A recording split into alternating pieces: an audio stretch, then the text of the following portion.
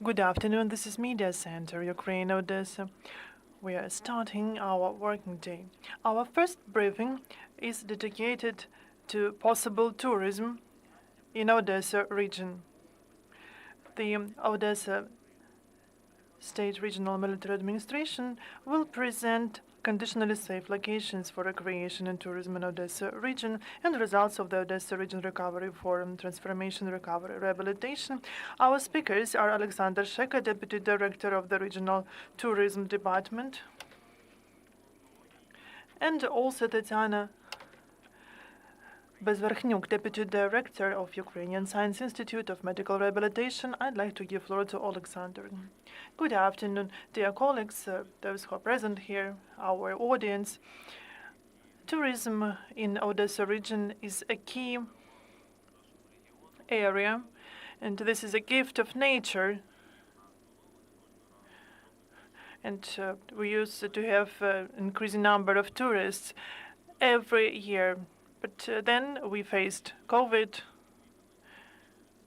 We saw the decreased number of tourists because of the COVID and also the decreased revenue. And the next wave, the terrible wave, is the military aggression and the limitations that started because it was not safe for tourists to come to Odesa region. But we understand that people get used to those limitations that unfortunately exist. Sometimes people should take rest to cope with their stress. And Odesa region is still the territory that attracts a lot of people.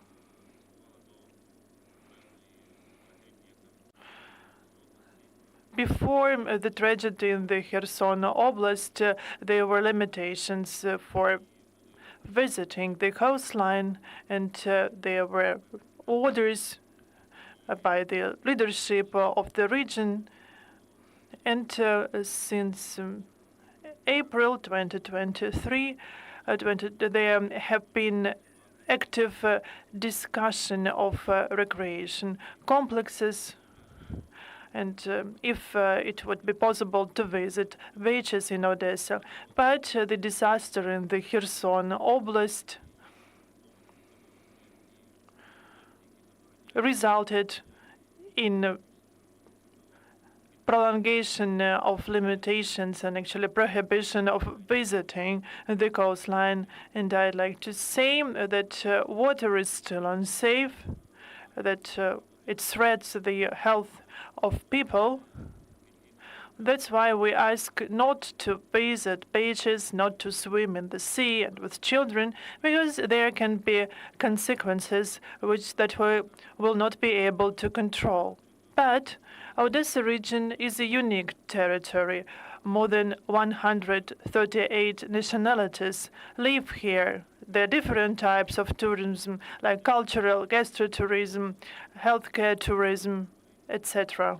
That's why today we would like to explain that it is not only Odesa and the coastline which can be attractive in the Odesa region.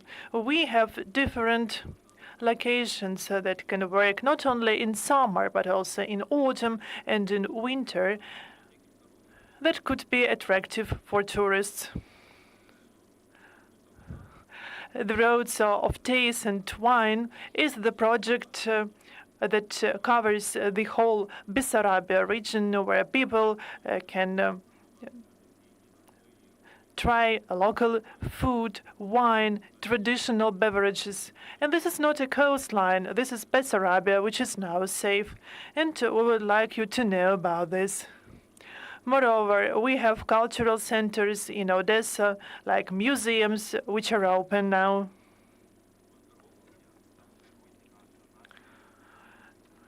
And our nation now is in desperate need of mental and physical recovery, and Odesa can offer different rehabilitation and recreation centers where people can stay, recover, and also go on gastro tours. As for locations, we have created a list with the lists,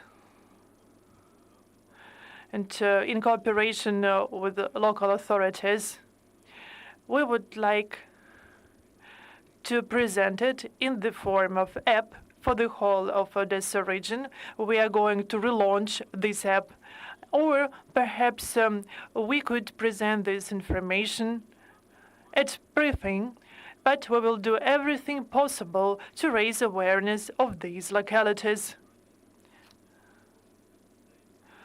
And we will be happy to invite guests to the Odesa region. As for the second question, the results of the forum, I would like to share a little bit background. At the beginning of the full-scale invasion, the Odesa became a powerful hub when it comes to cooperation with international partners. One of the vivid examples is cooperation with the USAID's project called Haverla. This project financially supports all constructive ideas offered by the Odesa Regional Military Administration. We are trying to develop an interesting case that could become a precondition for our further development after our victory. And thanks to such projects, we will be able to boost our further development. On the 28th of April, we had the first forum of recovery of the Odesa region in the partnership with USAID Haverla. Following the results of this forum, Haverla made a decision to support 4 more sectors for the development of the most attractive domains in Odesa region. The Agency of Regional Development, together with the regional administration, together with the investment department, with the Department of Health, and also together with the Ukrainian Science Institute of Medical Rehabilitation, offered to have a forum dedicated to recovery, transformation, and rehabilitation, to discuss the possibility of using the potential of the Odesa region for recovery and rehabilitation of our veterans, including mental support to their families, and also provision of services to ordinary people to cope with the tension that exists in our society. Odesa region has 1 state resort, and there are 2 projects for the local resorts. So they have the natural treatment resources, allowing to construct modern resort centers that can offer services to Ukrainian citizens and guests from other countries. We have applied with our project, and last week we had a forum. I would like to thank the Regional Development Agency, the Department of Health, and the Ukrainian Science Institute of Medical Rehabilitation for this possibility. What was the first idea of the forum? Is to show what we have at the state level as for now when it comes to the support of rehabilitation centers in the Odesa region. We had with us the head of the Service of Health and also MPs. So during the panel, we discussed the possibilities offered at the state level. As for the second panel, we discussed the results of our work in Odesa region. Sometimes there is kind of an information gap, and people are not aware of the results of our activities. And during the second panel of our discussion, we tried to tell about the modern approaches to treatment, like Virtus and other recreation and resort centers providing different services. We had representatives from Kyiv who shared their experience of establishing rehabilitation centers financed by international partners. We need to develop the plan for developing Odesa region after the war, to restore economy and financial activities of our oblast and communities. That's why during the third panel, we presented potential projects and for the cooperation with our donors and international partners. We have several projects that have already attracted international partners. And then at the local level, we will discuss the situation with local centers to identify their needs in terms of the support. And the final result is the development of the Odesa region, including economical development and also the possibility to use the full capacity of the region. And now I would like to give floor to Ms. Besverchnyuk. Today, she represents the Ukrainian Science Institute of Medical Rehabilitation that deals with examining the situation and also making proposals how to effectively use the possibilities of Ukraine and Odessa in particular. Ms. Besverchnyuk, the floor is yours. Good afternoon. I'd like to bring your attention to the fact that the most valuable thing for any state is the health of its population. That's why the key question discussed at the forum was to create the hub in Odessa region to provide complex system of medical services, starting from the first aid to complex rehabilitation of the military and civilians, and also it covers the prevention of diseases. Why is it the Odessa region? We need to be proud that Odessa region is the only region of Ukraine with the unique blend of natural resources. For example, at the territory of Odessa region, 95 wells with unique mineral waters have been examined. They have been effectively used for more than 50 years in rehabilitation and in resort treatment and spa treatment. And this is the main factor for the development of the health tourism. Because when it comes to international trends, we can say that the Odessa region can become one of the most attractive region in Ukraine. Yes, there is Lviv Oblast, Karpatsia Oblast.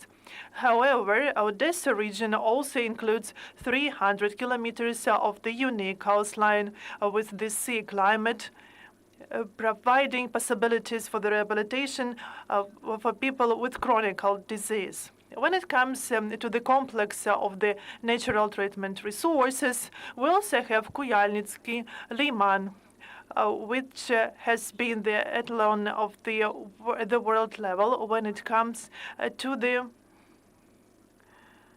treatment possibilities of its resources for the long-term treatment. Also, on the territory of Odessa region, there are unique areas like Sergeyevka resort.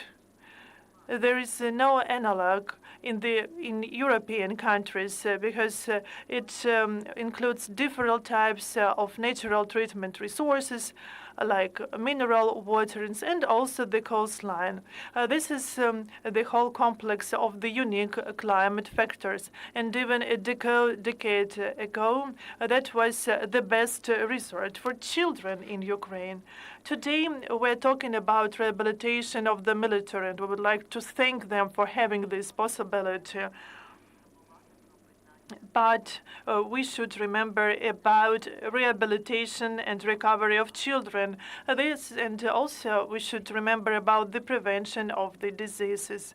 Odessa region includes 30 different types of rehabilitation centers of different types, creating modern rehabilitation units and providing the whole complex of different services. We should also say that 2 resort centers in Odessa region has signed contracts with the National Health Service of Ukraine to provide the whole complex of free rehabilitation for both the military and civilians. We have several key problematic issues. The first one is how to ensure effective treatment on the conditions of the war for civilians that need to take rest, to have strength to wait for the victory. That's why the investment department, the Department of Health, with the support of international foundations, discussed the possibility of recovery of resort centers in Ukraine. And now we have the whole range of investment projects to develop the rehabilitation hub to cover the needs of Kherson, Mykolaiv, Odesa, and Zaporizhia Oblast. When it comes to provision of quality healthcare services, I would like to wish you good health and stay safe. And let's come to questions. And we have several questions. Oleksandr, can you provide more specific information? Because I have not heard the precise conditionally safe locations as well as criteria, because Sergeyevka was shelled by the Russian army last year, and there are still damaged houses there, and people were killed there. So could you be more precise when you tell about conditionally safe locations, and what areas would you like to cover? Because you've already mentioned Bessarabia, but I'd like to invite that a lot of people have now problems with reaching Bessarabia through Mayaki Udobna, because people are not always allowed to cross that part of the border. And the second question about how popular these resort centers before the war and now. Do you have any statistics proving that they are popular among people? Thank you. Thank you very much for the question. The list of confidentially safe locations is very long. And why do you call them conditionally safe? Because we cannot guarantee a safe activities or presence in any area of Ukraine now. It is impossible. That's why people should always go to a conditionally safe place, shelters, as when they hear air raid alert. So what criteria do you include?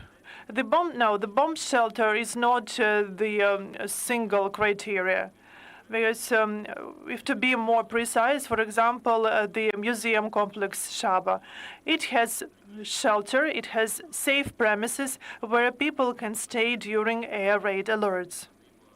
But, for example, there is another location, the former Ivankivsky Rayon, which is called Zelena Sadyba, Green Estate. Now, this is just an old building, and its owner has restored it as the Ukrainian traditional house where people can get epitherapy, where they can test national meals cooked in a traditional oven or in a bonfire. These territories don't have safe shelters for the situations when there is an air raid alert, and they cannot be equipped with any because this is authentic Ukrainian territory. For example, Arshikipivka, there is also the Green Estate in Kodyma. This is the whole complex that has 2 swimming pools, restaurant, and hotel. They have the territories where people can be relatively safe during air raid alerts. But they have not been certified as bomb shelter. Then what criteria for safety do you use? If we speak about the fully safe places, these are some hotels in Odesa that are certified by the State Emergency Service. And they have some premises that can be called as bomb shelters for people during air raid alerts. People also visit other locations, but every owner informs about possibility to have some shelters during air raid alerts. That's why we call them conditionally safe locations. So in this case, any place can be called a conditionally safe location. Yes, then why do you need such a list? On the territory of the Belgorod-Dnistrovsky Rayon, we have Zatoka, and Zatoka is included in the to the group of territories with military activity. So, at the legislation level, there are clearly defined territories with hostilities, which are shelled quite often. And these places are not allowed for tourism. As for other locations, they have not been identified as unsafe. They can provide the complex of services. There are some complexes near the coastline that use seawater are now considered unsafe because of the unsafe water. The activities of other locations have not been banned so far, and they just inform about the possible shelters during air raid alerts. So you've just examined the tourist locations in all regions of Odesa region, except of those that have been identified by the legislation as the hostility zone. This is the Toka and the Zmyny, or Snake Island. So there are some prohibitions in movement along the river, etc. So people cannot get the whole spectrum of services as it was before, but they can stay for some time in hotel complexes or green estates on in the inland territory. One of the journalists watching us online asked me to ask you the following questions. When these conditionally safe locations will be presented, and what else it will have apart from the roads of wine and dates of Bessarabia? Yes, so this is a very long list on 8 pages. We will identify different areas, and I think that in a week or in a week and a half, we will resume our app because just to exclude the addresses of tourist locations, and we were asked to close that app for our enemies not to know about the whereabouts of our hotels and different centers. And but we would like to restore this app, and there will be signs for people. That is the mobile app, which is called Odesa Region, that was developed in 2018, 2019, containing information about all tourist locations in Odesa regions. It make it possible to create your own tourism routes. So you can download this app both for iOS and Android. And those people who had it used it as the guide for visiting Odesa region. And the second part of your question about how popular these resort centers among people before the war. Those citizens who bought the package for those centers could be there. And when it comes to Sergeyevka, they worked at its full capacity because it was quite popular during summer. And such resort centers as Kuyalnik Sanatorium used to work 365 days per year. And now we are going to reopen different centers like Pirogov Sanatorium. Such facilities don't have shelters. They have 3 big blocks, 3 big buildings. They do not have shelters, and so they cannot accommodate people, but they can provide services like in the out-of-patient form. So people can come there, like getting some services like massages or swimming pool. But they just go home back. But the most centers have been reoriented to provide services to our military. So only veterans in need of rehabilitation can stay there. So how can they be tourist attractions? And I asked about popularity. Do you have any statistics about how many people used to visit such places? If you allow, I would like to answer the question. As for the resort centers in Odesa region, we need to understand that in the territory of the Odesa region, there are different types of such resort facilities that are used by the State Security Service, the Armed Forces of Ukraine, and other law enforcement bodies. They provide services to their employees. This is up to 40%. So if there are 30 resort centers open, around 12 are used by different types of law enforcement bodies.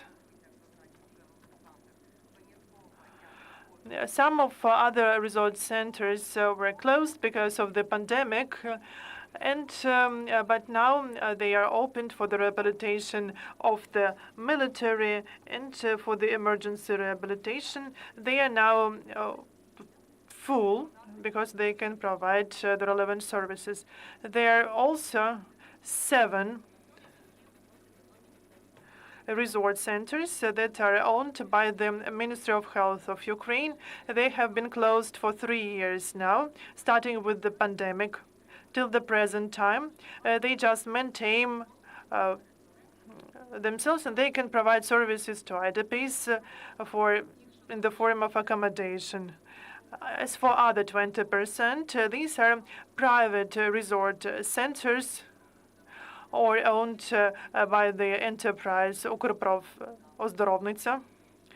Before the pandemic, they were full, like by the level of 100-120%. The Fund of Social Insurance of Ukraine paid for free rehabilitation in that centers, and as of 2021, the effectiveness of providing rehabilitation services, especially when it came to pulmonary disease, heart diseases, was at the level of almost 100%. Taking into consideration the climate conditions and the experience of our professionals, those centers were popular 365 days a year, and these are still open, but there is the question with the financing. Starting from the 1st of April, no social insurance is provided, and it is almost impossible to buy services there. So Ukroprof Ozdorownica just paid for that services. That's why I say that it was popular at the level up to 120%. As for private enterprises, we can say that, for example, in Savignon, there is the boarding house for treatment providing services. And, for example, from May to October, it is very difficult to find a place there because people book those places in advance. There is a question of a coastline now. Those sanitariums that use to provide services at the higher level are not that popular because it is unsafe to stay on the coastline. But in the city, we have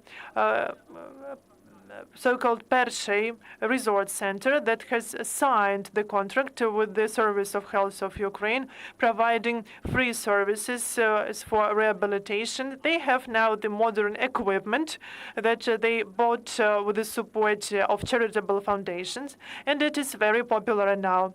Now it is an attempt to resume activities of the sanitariums which are in the ownership of the Ministry of Defense. Like there is sanatorium, there is the resort center Sandros.